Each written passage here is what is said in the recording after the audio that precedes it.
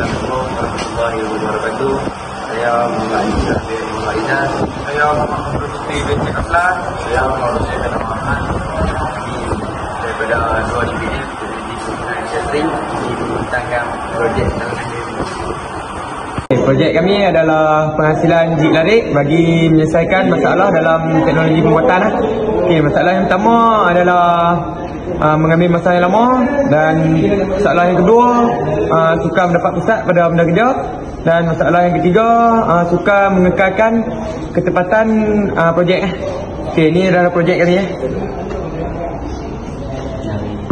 Tujuan kami hasilkan projek ni adalah, yang pertama adalah untuk memcepatkan proses pemesinan, dan yang kedua adalah untuk memudahkan nak mendapatkan pusat pada projek, dan yang ketiga boleh mendapatkan ukuran yang tepat pada projek.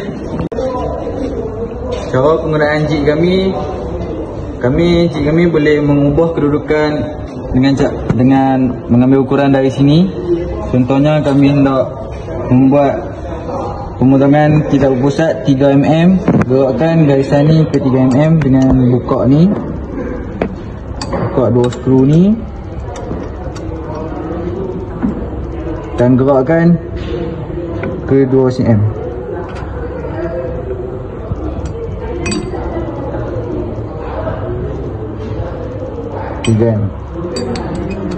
Dan kunci balik.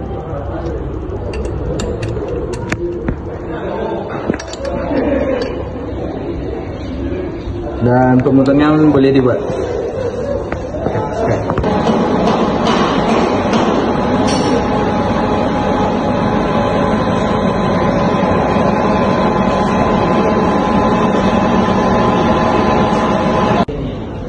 Ini hasil daripada pemotongan menggunakan jig kami tadi. Inilah hasilnya. Aluminium 6061 24 ni kos dia RM80. Ni apa bolu my steel ni kos dia RM10.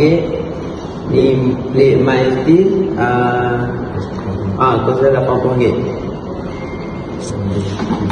Window ni 3 dahan 3 inci, berharga 190. Lepas tu hias tu M8 total semua